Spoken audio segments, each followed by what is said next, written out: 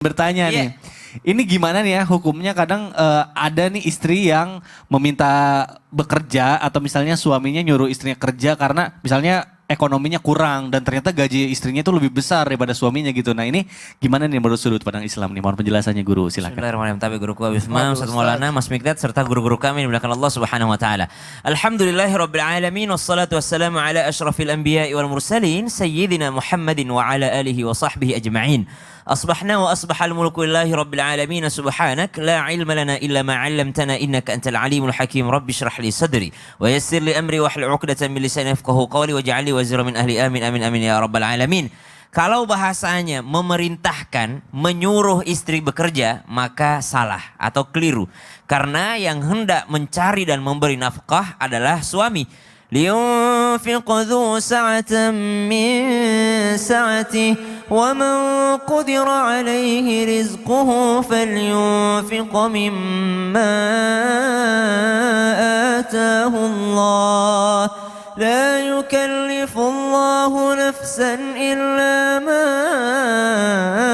آتاها. Kalau memerintahkan dilarang, tapi kalau mengizinkan bisa jadi. Kenapa? Karena ternyata suami yang wajib untuk menafkahi. Kalau istri mencari nafkah dan memberi nafkah pun hitungannya adalah sedekah, bukan kewajiban bagi sang istri. Kemudian yang kedua yang perlu kita garis bawahi, setiap manusia mempunyai kebutuhan dan keperluannya masing-masing.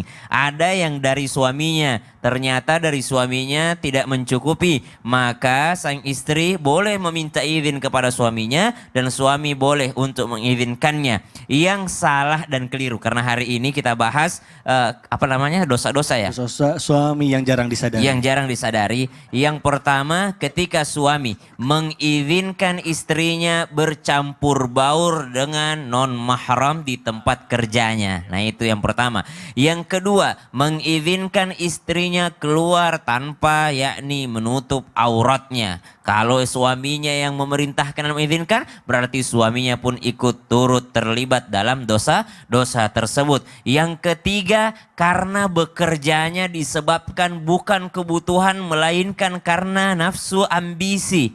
Banyak yang mohon maaf, banyak yang suaminya sudah berkecukupan sebenarnya, tapi angan-angan dan ambisi ini terlalu besar. Pengen ya kalau rumahnya lebih gede, gimana ya, enak kali ya, enak ya kalau mobilnya ada 3, enak ya kalau ini banyak, ambisi duniawi yang membuatnya akhirnya melupakan kewajibannya dalam rumah, yakni melanggar norma-norma agama. Akhirnya istrinya ikut bekerja. Udahlah kamu kerja aja, kalau kamu kerja juga kita bisa beli mobil lagi, kalau kamu kerja juga kita bisa beli rumah lagi. Ambisi duniawi, bukan kebutuhan. Berbeda cerita ketika suaminya tidak mampu, sakit misalnya. Sebagai seorang istri, saya tidak mau meninggalkannya, saya setia bersamanya. Biarlah saya yang bekerja, dia di rumah karena keadaannya seperti itu. Maka itu bagus, subhanallah, bukan dosa tapi pahala bagi sang istrinya. Tapi kalau suaminya yang bilang, udahlah kamu kerja aja mah, biar kita ada tambahan nih, biar lumayan nih buat tabungan nih, bisa nambah rumah lagi, bisa nambah mobil lagi. Nah ini yang keliru. Kenapa? Karena ternyata meninggalkan kodratnya sebagai istri. Subhanallah. Maka Bapak Ibu sekalian dimuliakan Allah Subhanahu wa taala, tanpa bermaksud menggurui ataupun mengajari anak kecil, pertumbuhannya itu tidak akan pernah terulang. Jangan sampai terlewat masa-masa kecil anak-anak kita. Jangan sampai terlewat bagaimana kita mendidik mereka huruf Al-Quran, bagaimana mendidik mereka bacaan Al-Fatihah sehingga menjadi pahala jariah untuk kedua orang tuanya. Apatah lagi seorang ibu disebut sebagai Al-Madrasatul Ula, sebuah sekolah pertama bagi anak-anaknya. Maka istri boleh bekerja, suami boleh mengizinkan istri bekerja dengan syarat dan ketentuan yang berlaku. Wallahu ta'ala alam. Aduh ya Allah, astagfirullahaladzim. Ya. Kenapa mukanya begitu? Itu lagi gak semangat. Gak apa-apa Ustadz, ini tadi istri baru ngirimin list buat belanjaan. Aduh dimasukin keranjang banyak banget. Masya Allah. Aduh. Istrinya mau belanja? Iya mau belanja-belanja. Harusnya kan senang. Kalau Mikdad itu kan. Loh kok malah, iya tapi kan masalahnya emang.